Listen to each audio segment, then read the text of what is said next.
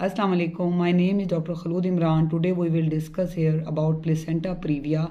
आज हम यहाँ पे बात करेंगे कि आवल के नीचे होने का क्या मतलब है।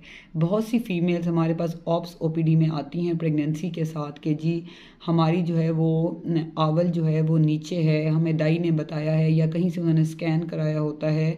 तो और बहुत सी र्यूमर मिथ्स भी हैं कि जी अगर नीचे वज़न पड़ता है तो फीमेल के ख़ुद से ये दिमाग में बात होती है कि जी आवल उसकी नीचे है। मैं ये चाहती हूँ कि यहाँ पे आपके तमाम ये कॉन्सेप्ट्स क्लियर हों कि जो है प्लेसेंटा प्रीविया क्या है, आवल नीचे होने का क्या मतलब है। उसके लिए सबसे पहले हमें ये पता होना चाहिए कि प्लेसेंटा आवल होती क्या है। Placenta is an organ that develop in uterus during pregnancy. ये एक अहम ऑर्गन है जो कि हमल के साथ बच्चेदानी में बनता है। इसका मकसद ये होता है कि ये बेबी को ऑक्सीजन और न्यूट्रिएंट्स देता है फ्रॉम मदर टू बेबी, और जो फीटस है उसके वेस्ट प्रोडक्ट्स को ये बॉडी से रिमूव करता है और उसको बैक भेजता है मदर के ब्लड में ताकि वहाँ से ये रिमूव हो सके।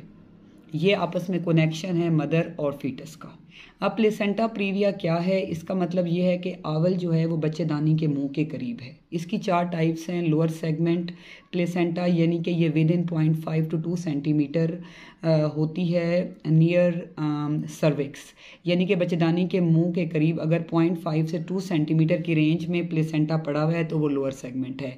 अगर वो बच्चेदानी के मुंह के बिल्कुल करीब पहुंच गया लेकिन उसे कवर नहीं कर रहा तो उसको हम मार्जिनल प्लेसेंटा प्रीविया कहते हैं। अगर वो उसको कुछ हद तक कवर कर रहा है, कंप्लीटली नहीं कर रहा, तो वो पार्शियल प्लेसेंटा प्रीविया जैसे कि नेम शो कर रहा है। उसके बाद जो लास्ट टाइप है, फोर्थ टाइप है, वो है कंप्लीट प्लेसेंटा प्रीविया, यानी कि उसने यूट्रस में जो सर्विक्स है उसके बच्चेदानी के मुंह को कंप्लीटली उसने कवर किया हुआ है प्लेसेंटा ने, तो हम इसे कहते हैं प्लेसेंटा प्रीविया। ये 4 टाइप्स हैं, ये आपने माइंड में रखनी है।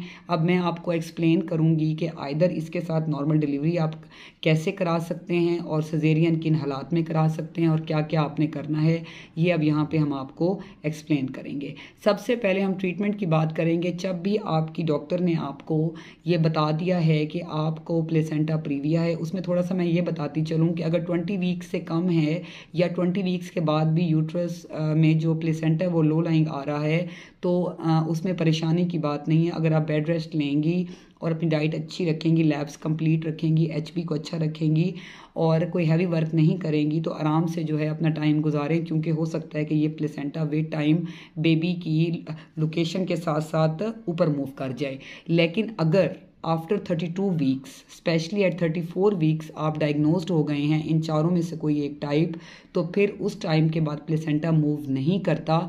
अब आप पेशेंट हैं प्लेसेंटा प्रीविया के। अब उसमें हो सकता है कि पेशेंट को कोई सिम्टम भी ना हो, और ये भी हो सकता है कि पेशेंट हमारे पास पेनलेस, इसमें दर्द नहीं होता, पीवी ब्लीडिंग के साथ आए, या जो है पेशेंट जो है हमारे पास जो है लोअर डिस्कम्फर्ट के साथ आए। तो जो है उस सूरत हाल में जब स्कैन करते हैं तो पता चलता है कि पेशेंट को प्लेसेंटा प्रीविया है। अब इसमें जो है आइदर जो है नॉर्मल डिलीवरी करवानी है या सिजेरियन करवाना है, वो यहाँ पर मैं आपको एक्सप्लेन करती हूँ। अब अगर जो फर्स्ट 2 टाइप्स हैं, लोअर सेगमेंट है और मार्जिनल है, फिर तो अगर आपकी गायनाकोलॉजिस्ट आपका एक गुड सेटअप में आपका वो नॉर्मल केस करना चाहें तो शी कैन डू। अगर पेशेंट की ऑलरेडी नॉर्मल डिलीवरीज़ हैं और पेशेंट जो है वो जो है उसकी एचबी कंप्लीट है, अच्छी है, ब्लड अरेंज है, तो शी कैन टेक स्टेप कि वो आपको नॉर्मल डिलीवर करें, क्योंकि विद टाइम जो है बेबी का हेड आगे आ जाता है और प्लेसेंटा पीछे हो जाता है, तो ऑटोमेटिकली नॉर्मल डिलीवरी हो सकती है। लेकिन अगर की ब्लीडिंग ज़्यादा हो तो हो सकता है कि normal delivery can convert into caesarean. और जो लेकिन लास्ट 2 टाइप्स हैं, पार्शियल और कंप्लीटली जो कवर प्लेसेंटा है, कंप्लीट प्लेसेंटा प्रीविया है, तो उसमें सिजेरियन ही होता है, इसलिए उसमें आपका ब्लड अरेंज होना चाहिए, एचपी कंप्लीट होनी चाहिए।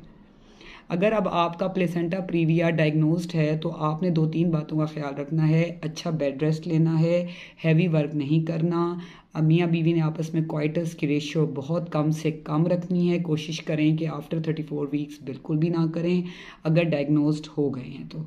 उसके अलावा जो है वो आपने बहुत हैवी एक्सरसाइज नहीं करनी है। अपनी लैब्स बेस लाइन्स जो होती हैं, blood group, blood CP, hepatitis B C, urine RE, sugar, उनके टेस्ट कंप्लीट रखने हैं और अपने डॉक्टर के under supervision iron drips, iron tablets लेनी है और ब्लड अरेंज रखना है जो भी आपका ब्लड ग्रुप हो। ये तमाम बातें आप जहन में रखेंगे तो प्लेसेंटा प्रीविया डेंजरस नहीं है, बेबी और मदर दोनों इसमें सेफ़ रहेंगे। और वैसे भी मेरी ये रिक्वेस्ट है आप सबसे कि when ever you got pregnancy, जब भी आपको प्रेगनेंसी होती है, गो टू योर गायनोकोलॉजिस्ट, अपना मंथली स्कैन करवाएं ताकि साथ साथ प्लेसेंटा की लोकलाइजेशन, लाइकर, बेबी मूवमेंट और मदर सबको जो है डॉक्टर आपकी देखती रहें ताकि मदर और बेबी दोनों सेफ़ रहें। Thank you so much. Allah.